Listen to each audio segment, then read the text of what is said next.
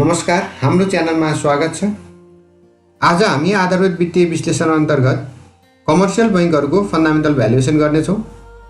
कुन बैंक सस्तो र कुन बैंक महँगोमा कारोबार भइराखेका छन् हेर्नेछौँ। यसका साथै पपुलर फाइनेन्सियल रेसियोजहरू, EPS, PBV, ROE, book value per share र 52 हप्ताको हाई र लो बजार मूल्य पनि हेर्नेछौँ। अब 2078-79 को दोस्रो त्रैमासिक रिपोर्ट 2078 साल फागुन 18 गतेको अन्तिम बजार मूल्यको आधारमा सेक्टर एभरेजसँग तुलना गरी वाणिज्य बैंकहरूको लिस्ट तयार गरेका छौँ। औसतभन्दा धेरै इपिएस भएका, औसतभन्दा कम पी रेसियो भएका, औसतभन्दा कम पिबिभी रेसियो भएका, औसतभन्दा बढी आरओई भएका, औसतभन्दा बढी बुक भ्यालु भएका र 52 हप्ताको लोको आसपासमा कारोबार भइरहेका बैंकहरू। सुरुमा हामी इपिएस हेर्नेछौँ। इपिएस अर्निङ पर सेयर नाफा विश्लेषण गर्ने महत्त्वपूर्ण औजार हो। यसलाई प्रति सेयरमा भाग लाग्ने नाफा पनि भनिन्छ। वाणिज्य बैंकहरूको औसत इपिएस 18.38 रुपैयाँ रहेको छ। इपिएस धेरै भएको राम्रो मानिन्छ। औसतभन्दा धेरै इपिएस भएका वाणिज्य बैंकहरू 10 वटा रहेका छन्। कुल वाणिज्य बैंक 26 मध्ये हाल 23 वटा बैंकको मात्र कारोबार भइरहेको छ। सबैभन्दा धेरै इपिएस हुने बैंकको पहिलो नम्बरमा एनआइसी एसिया बैंक रहेको छ, जसको इपिएस 41.54 रुपैयाँ रहेको छ भने एलटिपी 762 रुपैयाँ रहेको छ। यो 2078 साल फागुन 18 गतेको अन्तिम कारोबार मूल्य हो। त्यस्तै दोस्रो नम्बरमा रहेको छ एसबिएल, इपिएस रहेको छ 25.18 रुपैयाँ र एलटिपी रहेको छ 400 रुपैयाँ। तेस्रो नम्बरमा रहेको छ नबिल बैंक, जसको इपिएस 23.58 रुपैयाँ रहेको छ भने एलटिपी रहेको छ 1006 रुपैयाँ। चौथो नम्बरमा एससिबी स्ट्यान्डर्ड चार्टर्ड बैंक, इपिएस 23.04 रुपैयाँ र एलटिपी 460 रुपैयाँ।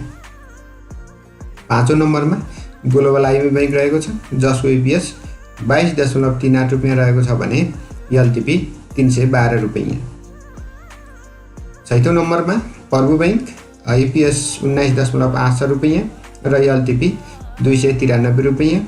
सातौँ नम्बरमा एमबिएल माछापुछ्रे बैंक, इपिएस 19.60 रुपैयाँ र एलटिपी 291.5 रुपैयाँ रहेको छ।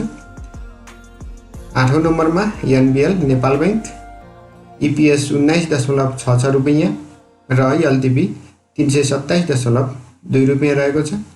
नौ नम्बरमा सानिमा बैंक, इपिएस 19 रुपैयाँ र एलटिपी 326 रुपैयाँ। 10औं नम्बरमा रहेको छ एनएमई बैंक, जसको इपिएस 18.62 रुपैयाँ रहेको छ भने एलटिपी रहेको छ 309.1 रुपैयाँ। यी 10 वटा बैंकहरू हुन् जसको इपिएस सेक्टरको एभरेजभन्दा औसतभन्दा बढी रहेको छ। अब हेर्छौँ हामी पिई रेसियो, मूल्य आम्दानी अनुपात। यो स्टक भ्यालुएसन गर्ने महत्त्वपूर्ण औजार हो। यस अनुपातले स्टक सस्तो वा महँगोमा कारोबार भइरहेको छ छुट्याउन मद्दत गर्छ।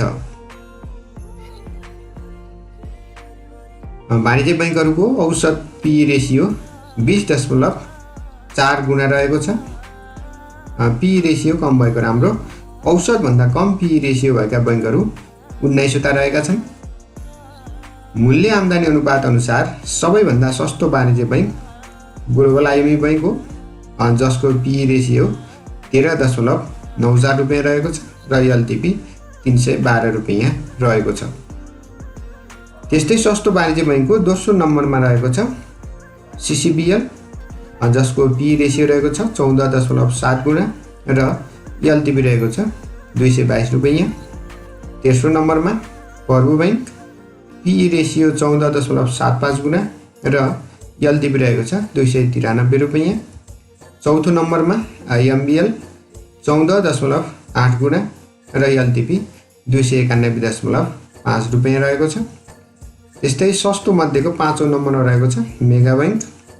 पीई रेसियो रहेको छ 14.86 गुणा र एलटिभी रहेको छ 258 रुपैयाँ। 6औं नम्बरमा रहेको छ सिजेडबिआईएल।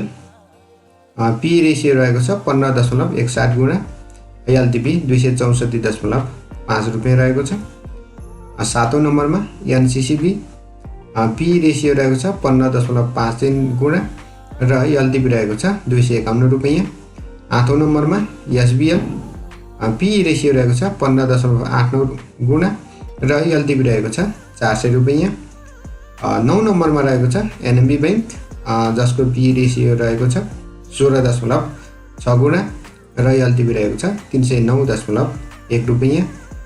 10औं नम्बरमा रहेको छ एनबिएल। पीई रेसियो 16.64 गुणा र एलटिभी रहेको छ 327.2 रुपैयाँ। एसआरबिएल। पीई रेसियो 17.15 गुणा, एलटिभी 252.5 रुपैयाँ रहेको छ।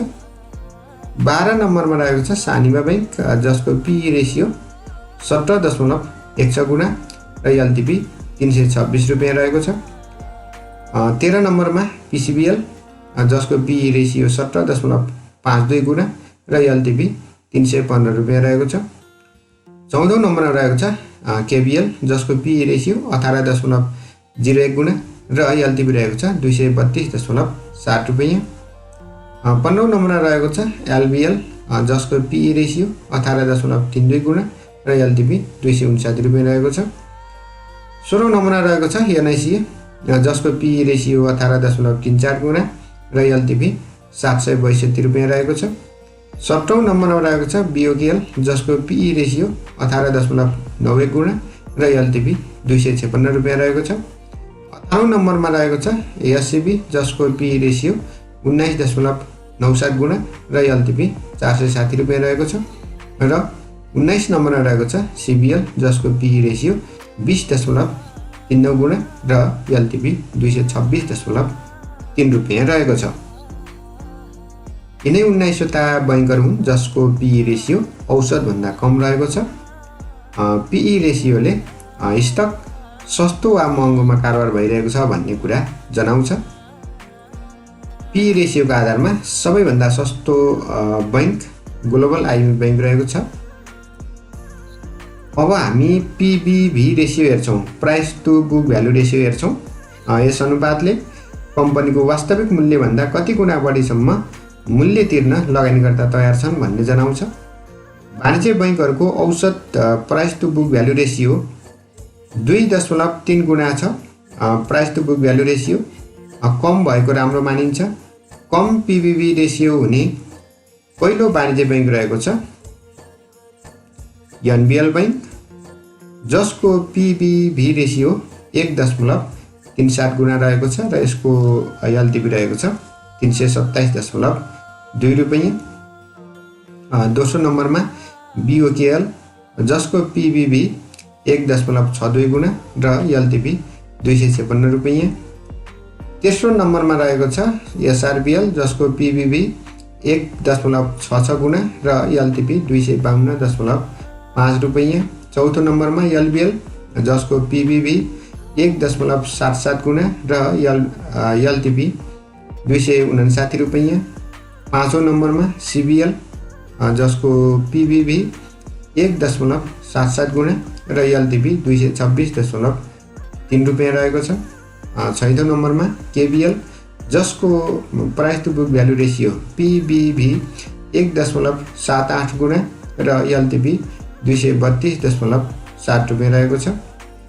7औं नम्बरमा एनसीसीबी, जसको पीबीभी 1.81 गुणा र एलटिभी 251 रुपैयाँ रहेको छ।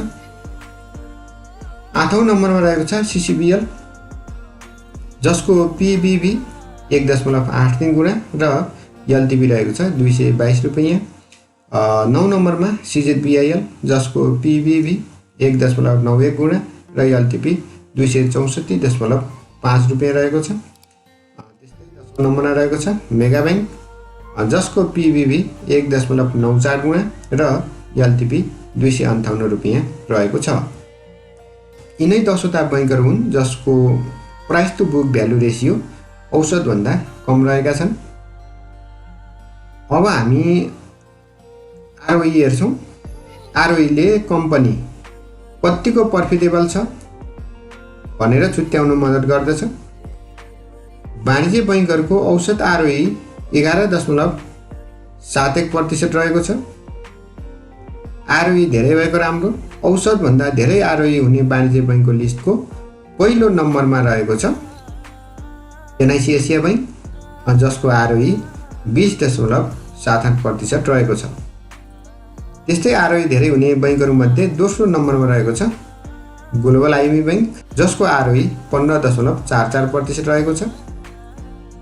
त्यस्तै SBL 14.71%, MBL 14.65%, Prabhu Bank 13.84%, NMB Bank 13.62%, Sanima Bank 13.58%, PCBL 13.14%, Mega Bank 13.05%, Nabil Bank 12.8%, SCB Bank 12.79%, CZBIL 12.6% र सिसिबिएल 12.47% रहेको छ।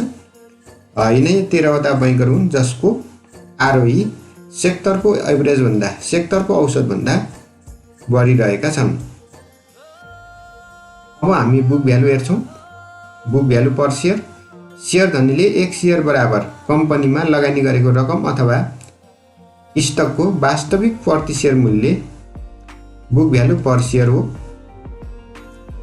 वाणिज्य बैङ्कको औसत बुक भ्यालु पर सेयर 158 रुपियाँ रहेको छ। बुक भ्यालु पर सेयर पनि धेरै भएको राम्रो। औसतभन्दा धेरै बुक भ्यालु पर सेयर भएका वाणिज्य बैङ्कहरूमा पहिलो नम्बरमा रहेको छ एनबिएल नेपाल बैङ्क, जसको बुक भ्यालु रहेको छ 238.12 रुपियाँ, इबिएल 220.14 रुपियाँ, एनआइसी एसिया बैङ्क 179.8 रुपियाँ, नबिल बैङ्क 184.28 रुपियाँ, एससिबी 180.28 रुपियाँ, एनआइबी 178.38 रुपियाँ, एडिबिएल 171.36 रुपियाँ, एसबिएल 171.25 रुपियाँ, एसबिआई 166.74 रुपियाँ र 10औं नम्बरमा रहेको छ बिओकेएल 158.5 रुपियाँ। यिनै 10वटा बैङ्कहरू हुन् जसको बुक भ्यालु पर सेयर औसतभन्दा धेरै रहेको छ।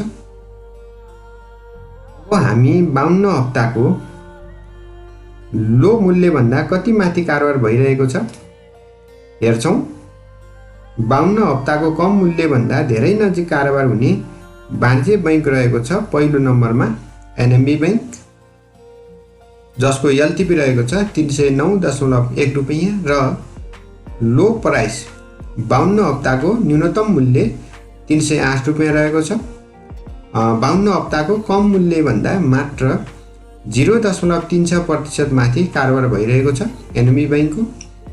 त्यस्तै दोस्रो नम्बरमा रहेको छ एडिबिएल।